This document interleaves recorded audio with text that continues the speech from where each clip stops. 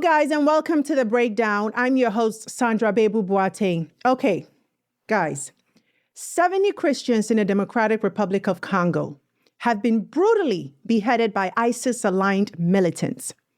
It's a tragic story that highlights the growing threat of religious terrorism in Africa that unfortunately isn't receiving much attention. And you've got to ask yourself, why? But before we get into it, please be sure to subscribe and hit the notification bell so you don't miss another critical conversation like this. Help us get to 10K, will you? So here's what we know about the situation.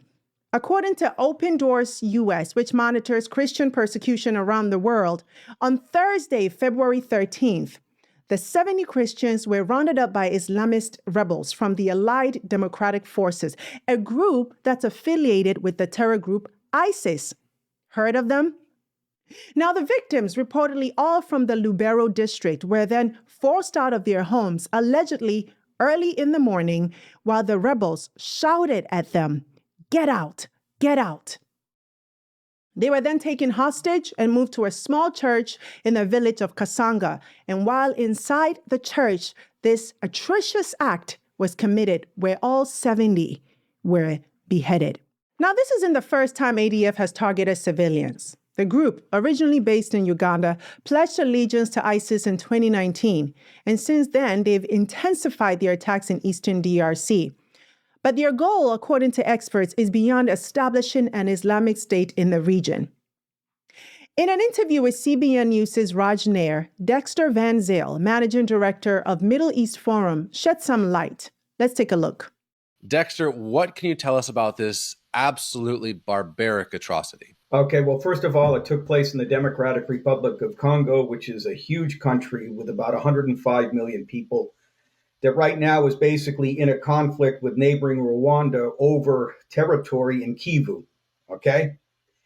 And the violence was perpetrated by an organization that was that is affiliated with ISIS. And the thing is that there are some people who have argued that they are essentially working on behalf of Rwanda, because Rwanda is a neighboring country that covets and is actually taking control of an awful lot of the mineral resources in Kivu.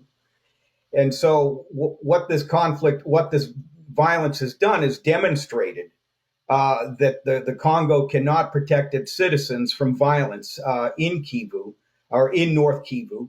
And so what people are worried about is that this is essentially an attempt to kind of destabilize the Democratic Republic of Congo and legitimize Rwandan claims to the minerals in the region.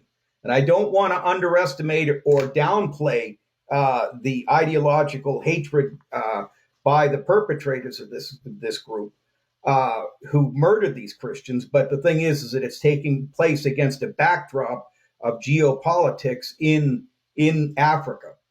And what has happened is, and so if the Congo, under the leadership of Felix Tshisekedi, can't protect its borders, essentially it's going to have to go for help outside the country. And the people live there, and that's why people are worried about it. The Congolese that I've spoken to here in the States say, I said, wait a minute, are you telling me that the Rwandans are supporting this attack? And they said, yes. And I said, but Rwanda is a Christian nation. And they said, yes, but this will help destabilize the region where all of these minerals that are used for the iPhones that we make, that we use in our lives. And so clearly there's an ideological and a theological component going on, but there's also a strategic issue as well. Now, the DRC, it is endowed with natural resources. I mean, truly blessed with everything from diamond to gold to copper, you name it. And what truly should be one of the world's wealthiest nations is rather one of the poorest, plagued by decades of conflicts involving dozens of armed groups who are seeking control of the region's minerals. Eastern DRC in particular is a hotspot with civilians caught in the crossfire of militias, government forces, and now, international terror groups. So just last week, 3,000 people died as a result of clashes between the government of Congo and a rebel group known as Alliance Fleuve Congo, or AFC, in an attempt to seize control of a mining town in the eastern part of the DRC. AFC, just a week prior, had captured control of the region's largest city, Goma. Here's CNN's Salma Abdulaziz reporting on this. This is how your phone could be fueling a conflict in Central Africa. A rebel group called M23 claims it is now in control of Goma, a city in the eastern part of the Democratic Republic of Congo. Now, for weeks, the militia has been advancing on the city. Thousands of panicked families have been forced to flee the fighting, and at least a dozen UN peacekeepers and foreign soldiers are dead. And today, in the capital, Kinshasa, fires were set around Western embassies, including the American one, by protesters angry at what they see as intervention in Africa's affairs. So why is all this happening? Well, M23 is a militia accused of mass atrocities, rape, and looting, and it is backed and funded by neighboring Rwanda. That's according to the United Nations, although Rwanda denies this. So why is Rwanda involved? Again, the answer may lie in your phone. The eastern DRC, where Goma is located, is rich in precious minerals used to build electronics. One of those minerals is coltan. And last year alone, Rwanda imported at least 150 metric tons of it by facilitating illegal mining through the M23 rebels in the DRC. Again, that's according to the United Nations. Now, Rwanda denies these accusations, but rights groups fear that M23 will expand its criminal enterprise into what some have called blood phones, putting the lives of millions caught in the chaos at risk. This is all happening less than a year after the rebels seized Rubaya, a mining hub also in the country's east, which harbors, listen to this, one of the world's largest deposits of coltan, a valuable mineral that is used in the production of smartphones. Yes, your smartphones, what you're holding in your hand right now. This is a global crisis. So you just got to ask, why isn't the world talking about this? Why isn't this on the cover of newspapers? I want you to take a listen to the reason Van Zyl gives. And Dexter, I think that's the question. You know, if you were to replace 70 Congolese Christian with any other minority group, 70 Palestinians were beheaded, 70 people at a pride parade were beheaded. This would be the biggest news story of the decade. And yet this just happened and no one's reporting on it. And literally crickets. Right. And it's like that with Boko Haram when they murder people in Nigeria. There's basically crickets. And I think a lot of it has to do with the fact that we have essentially kind of an anti-Christian bias on the part of people who run the media. And the thing is that I think there's another factor is that essentially Christianity has been lumped in with essentially this whole notion of settler colonialism, and that whatever violence is directed their way is largely a consequence of the violence perpetrated by Christians in years past. But I'm going to tell you, I lived in Zaire, I lived in the DRC when it was called Zaire.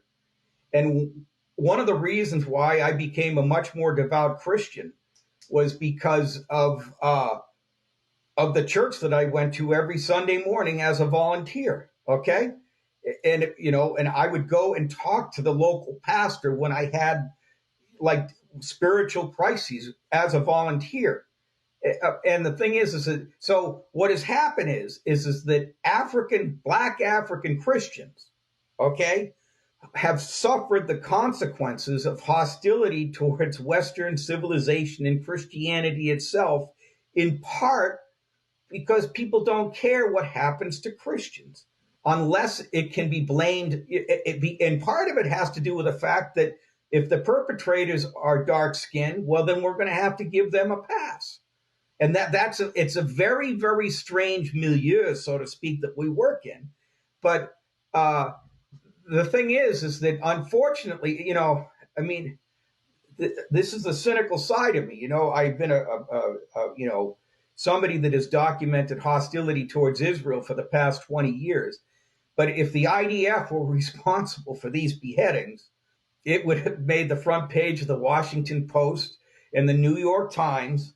in every newspaper throughout the world. And there would be, Israeli Jews condemning it as well.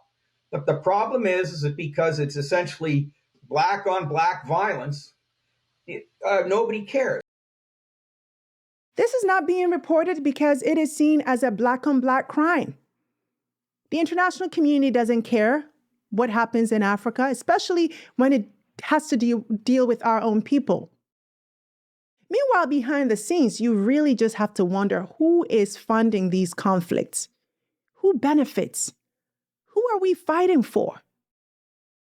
It's time to wake up, Africa. Time for us to wake up. Now, the attack in DRC is something we need to talk about because it highlights the growing threat of ISIS and other extremist groups in Africa. While the world's attention has been focused on the Middle East, these groups are quietly expanding their influence across the continent. And then it raises questions about religious freedom. For millions of Christians in Africa, practicing their faith now comes with the risk of violence. It's a concerning growing trend.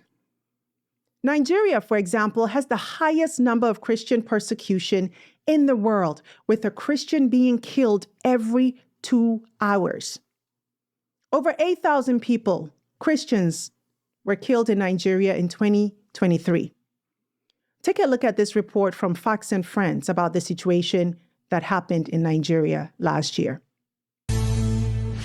Welcome back to Fox and Friends. Over 140 Christians were killed in Nigeria by jihadists over the Christmas holiday, marking another deadly weekend in West Africa as Christians are practically being hunted for sport. And while the world looks the other way, Nigeria was marked the worst country in the world for Christian persecution last year, according to the International Christian Concern. Here to react, President of the Congress of Christian Leaders, Reverend John Moore. Reverend, thank you for joining us on this very important and very underreported story. So from my understanding of the stats, a Christian is killed every 2 hours in Nigeria. It's astounding. Why don't you just tell us what is going on? Why are Christians being hunted down and killed and kidnapped and their churches burned in Nigeria specifically? Well, first of all, it depends on who you ask. If you ask the Christian community in Nigeria, and this is the largest country in Africa, the biggest economy in Africa, a democracy nonetheless, that's basically 50% Christian, 50% Muslim. And every single Christian in the country will tell you they're being targeted because they're Christians. Right. And the unmentionable things are happening to women. Children are being killed in grotesque ways. Every church they can find is being burned down. Whole villages being burned down. It is basically 100 times worse than anything you've seen. In fact, the 140 people that were killed over Christmas, since that happened, over the last week, another 4 villages have been annihilated entirely.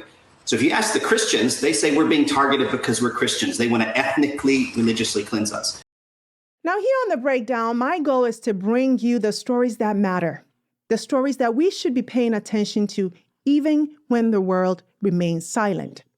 So if you haven't done so already, be sure to subscribe to our channel and hit the notification bell for alerts. Until next time, stay informed, stay engaged, and as always, let's keep asking the right questions. Take care.